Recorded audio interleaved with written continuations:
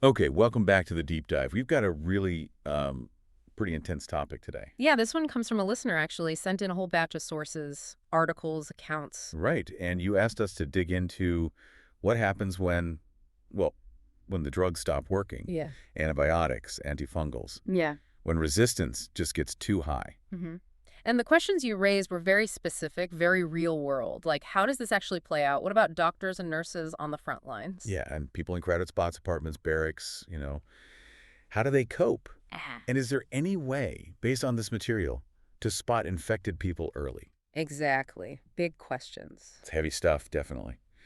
But these sources really drive home that this isn't sci-fi. The miracle drugs are, well, they're failing in some cases. They are. So that's our job today. We're going to pull apart these sources you sent, see how they say we got here, what the threat really looks like now, and crucially, what this material suggests about dealing with the future of potentially untreatable bugs. Okay, so where do we start? I think understanding the basics is key, right? The relationship between us and bacteria. Yeah, we live with them. Trillions of them. Our microbiome, doing good stuff mostly. Mostly, yeah. Digestion, fighting off bad guys. But then there are the ones that cause serious disease. Always been there. And then antibiotics arrived.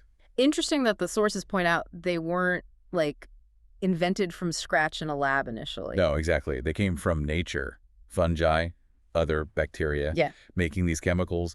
The breakthrough was realizing they could kill harmful bacteria without, killing us. Total game changer for medicine. Oh, absolutely transformative. Think about surgery, chemo, transplants, all that stuff we take for granted. It became much, much safer. Possible even in some cases because we could handle the infections. So the million-dollar question, if they were such miracle drugs, how did we end up here?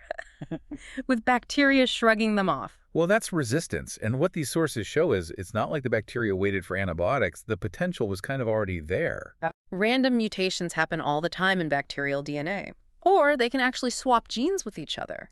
So a bacteria might just by chance pick up a gene that helps it survive a specific drug even before it's ever seen it. So the capability could exist before we even start using the drug. That's right. Bacteria multiply incredibly fast, Yeah. hours, not days. One becomes millions. So statistically, the sources suggest for pretty much any antibiotic we've ever used, there was probably already a bug somewhere with some mutation giving it an edge. Okay. And then we started using antibiotics a lot. And that's the selective pressure. It's a term that comes up again and again in this material. When you use an antibiotic, you kill off all the susceptible bacteria. Leaving the resistant ones behind. Exactly. They survive, they multiply, they take over the space. It's like accelerated evolution driven by us. And it seems like people saw this coming way back. Amazingly early. Alexander Fleming, penicillin. Sure. He warned about it in his Nobel speech, 1945. Yeah, he talked about not using enough penicillin, making microbes resistant. He worried about it becoming widely available and people misusing it. And another scientist, René Dubos, also raised red flags about overuse. But despite those warnings, the sources map out this really predictable cycle. Depressingly predictable. They do. New drug comes out, we use it, creates that pressure, resistance pops up, doctors start seeing infections they can't treat with it. Happened with penicillin, resistance went from like 8% to 60% in one hospital in just 5 years. 5 years. Yeah. Tetracycline, introduced 53, resistance by 59. Chloramphenicol out in 58, resistance by 68. Vancomycin did better, held out for maybe 30 years. And we try to get clever, right? Making slightly different versions. Semi-synthetic ones, yeah. Like methicillin in 1959. Designed specifically to beat penicillin-resistant staph infections. Oh. Resistance to methicillin MRSA showed up within a year. A year. In the UK, 1960-61, the bacteria just found another way around it, and that pattern just kept repeating. Okay, so resistance is sort of natural potential, but what did we do, according to these sources, that really kicked this into high gear, made it a crisis? The sources are pretty blunt. A big one is overuse and misuse in humans. Doctors giving antibiotics for things they don't treat, like viruses, colds, flu. Things they just don't work for. Exactly. One source said maybe up to 36% of prescriptions for upper respiratory infections were unnecessary, just contributing to the problem. And what about patients pushing for them? Or people just taking them on their own? Yep, both mentioned. Patient pressure is real. And self-medicating, maybe with leftover pills or stuff bought without a prescription.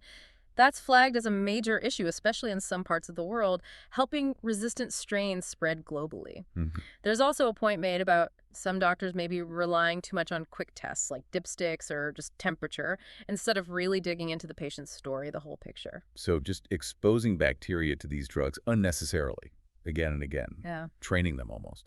Pretty much. And then there's the other massive factor the sources point to, agriculture. Ah, yes, animals. Huge use there. Not just treating sick animals, but routinely feeding them low doses of antibiotics to prevent disease in crowded farm conditions. Okay. And get this, to make them grow faster. Seriously, growth promotion. Yeah. One source traces it back to the late 1940s with chickens, got FDA approval in the early 50s, marketed for prevention too. Just adding it to feed became standard practice. Wow. Has that stopped? Some places have banned it, UK, EU, but the sources mentioned there was pushback, like in the US in the 70s, and the evidence presented here is pretty clear. All those antibiotics fed to animals contribute hugely to the resistance problem, and those resistant bacteria can spread to humans. Okay, so overuse in people, massive use in animals. What else? Even those everyday things. Antibacterial soaps, wipes, cleaners. Right, they're everywhere. The sources argue a lot of these products aren't strong enough to kill the really tough bugs, but they do kill off our friendly bacteria, which just clears the way for the resistant, unfriendly ones to move in. Sort of counterproductive marketing. So all these things together, medicine, farming, household products, just creating this constant, intense pressure for bacteria to get tougher. That's the picture painted here. And the scary outcome isn't just resistance to one drug anymore. It's bacteria figuring out how to resist lots of different drugs all at once. MDR, multi-drug resistance. Right. There's an example of salmonella that started off resistant to a few drugs, then ended up resistant to basically all of them. Makes treatment incredibly difficult, sometimes impossible. Which leads us right into the current situation these sources describe. These unstoppable bugs. It sounds like we're really facing infections that are effectively untreatable now, globally. That's the stark reality presented. The sources give specific examples of organisms causing major concern right now. MRSA is probably the one most people have heard of. Methicillin-resistant Staph aureus. Yeah. Common cause of skin infections, but the sources track how it exploded. More ER visits, more hospitalizations in the U.S., spread out of hospitals into the community, and it can cause really nasty, life-threatening infections. Bloodstream, surgical sites, makes joint infections a nightmare to treat. Are there others highlighted? Ones that are maybe less known but just as dangerous? Oh, definitely. KPC is mentioned, Klebsiella pneumonia carbapenemase. These cause hospital outbreaks, very hard to stop, spreading beyond the ICU. Carbapenemase basically chews up carbapenems. It's like last resort antibiotics. Exactly. Losing those is a massive blow. Then there's NDM1, New Delhi metallobeta lactamase 1. That's not a bug, it's a gene. A gene? Yeah, a piece of DNA that gives bacteria resistance to almost everything, including those carbapenems. And the really worrying thing, it's found everywhere, hospitals, environment, water, and it's described as promiscuous. Meaning? It jumps easily between different kinds of bacteria, spreads resistance like wildfire. Wow. A mobile resistance gene? That sounds incredibly hard to track or contain. It is. The sources also bring up things like XDRS typhi, extensively drug-resistant salmonella causing typhoid. There was a big outbreak in Pakistan described, resistant to all the standard treatments, linked to contaminated water. So again, spreading outside of hospitals. And even malaria. Yeah, the malaria parasite, Plasmodium falciparum, showing resistance, or at least partial resistance, to the main drugs we rely on now, ACTs. Seeing it in Southeast Asia, the Mediterranean, parts of Africa, makes treatment much trickier.